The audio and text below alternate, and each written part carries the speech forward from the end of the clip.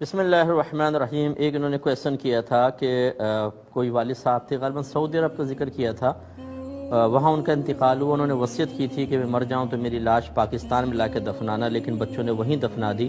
اب وہ پریشان ہیں کہ کہیں ایسا تو نہیں کہ ہم نے بے ادبی کر لی ہو اور والد صاحب تکلیف میں ہوں، اور اس کی ایک علامت ان کو محسوس ہوئی کہ ابھی تک خواب میں تشریف نہیں لائیں۔ پہلی بات تو یہ ہے کہ افضل اور اولیٰ یہ ہے کہ جہاں انسان کا انتقال ہو اسی علاقے میں دفنائیں، کیونکہ جلد دفنا لیں گے، غسل وغیرہ ہوا، کفن دفن اور دفنا دیا، یہ بیسٹ ہے، کیونکہ میت کو جتنا آپ سفر کروائیں گے، جتنا دفن میں دیر کریں گے، اتنے ہی اس کے لیے آزمائشیں ہوتی ہیں اور تکلیفیں آتی ہیں۔ جب آپ یہاں لے کر آتے ہیں تو ایسے تو نہیں لاش کو بھیج دیں گے، اندر سے اس کا پوسٹ مارٹم کیا جاتا ہے، ہر اس چیز کو باہر نکال دیتے ہیں کہ جس کے سڑنے سے فوراً بدن جو ہے وہ سڑ جائے گا، گل جائے گا، تو اندر آنتیں وغیرہ سب سے پہلے نکالی جاتی ہیں، تو پوسٹ مارٹم لازم ہوا۔ اگر مرنے والے کو پتہ ہونا کہ مرنے کے بعد جب میرا پیٹ چیرا جائے گا اور یہ سب چیزیں نکالی جائیں گی کس قدر تکلیف اور اذیت ہو، کبھی بھی وصیت نہ کریں۔ اور یہ عجیب بات سمجھ میں نہیں آتی کہ پوری زندگی آپ پاکستان سے باہر گزار دیتے ہیں، لیکن مرنے کے لیے پاکستان بہت اچھا لگتا ہے۔ یہ کیوں اچھا لگتا ہے؟ پھر آپ وہیں پہ دفن ہو جائیں، کوئی مسئلہ نہیں ہے، اور شرعی طریقہ بھی یہی ہے۔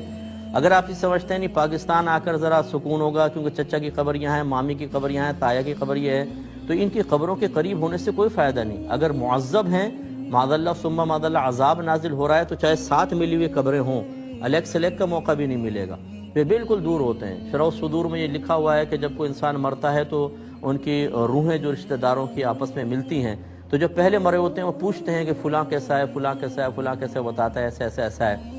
ایک کے بارے میں پوچھتے ہیں کہ فلاں کیسا ہے، وہ کہتا ہے وہ تو مجھ سے پہلے مر گیا، کہ یہاں نہیں پہنچا، وہ کہتے ہیں یہاں نہیں پہنچا، وہ کہتا ہے اچھا، اس کا مطلب اس کو عذاب ہو رہا ہے۔ تو یہ تو مطلب یہ کہ یہ سوچنا کہ شاید وہاں جا کر ایسا ہوگا اور راحت مل جائے گی، ایسا نہیں ہے۔ کہیں پر بھی آپ ہوں، آپ کی روحیں مل سکتی ہیں، اور کہیں سے بھی دعا کی جائے، ہزاروں میل دور ہوں، دعائیں پہنچتی ہیں، اس کا فائدہ ہوتا ہے، برکت ہوتی ہے۔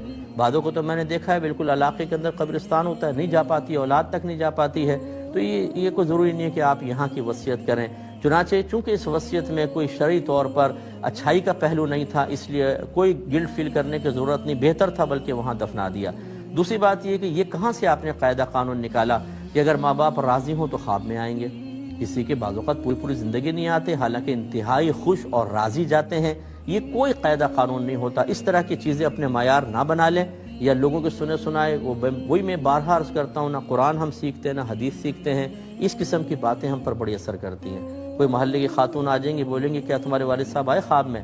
نہیں آئے نا، اس کا مطلب ہے ناراض ہے تم سے۔ اب آپ وسوسے میں مبتلا ہو گئے، ناراض ہیں تبھی خواب میں نہیں آئے، ناراض ہیں۔ ذرا پورے محلے کا ایک انٹرویو لے کر دیکھیں جن کے ماں باپ راضی گئے کہ تمہارے خواب میں کتنی مرتبہ آئے ماں باپ، پتہ چلے گا کسی کے خواب میں بالکل بھی نہیں آئے۔ تو پھر یہ کہاں سے ضابطہ قاعدہ نکالا؟ خواہ کی ٹینشن، خواہ کے صدمات، خواہ کی پریشانیاں، اور جہاں حقیقی طور پہ پریشان ہونا چاہیے اپنی بے عملی کے اوپر، اپنے گناہوں پر، حرام کمانے پر، اپنے بیوی بچوں کو نیکی کا حکم نہ دینے پر، انہیں گناہ سے نہ روکنے پر، اپنے بچوں کو، بیوی کو علم دین نہ سکھانے کی بنا پر جو گناہ کبیرہ آپ کر رہے ہیں، اس کے اوپر پریشان ہونا چاہیے۔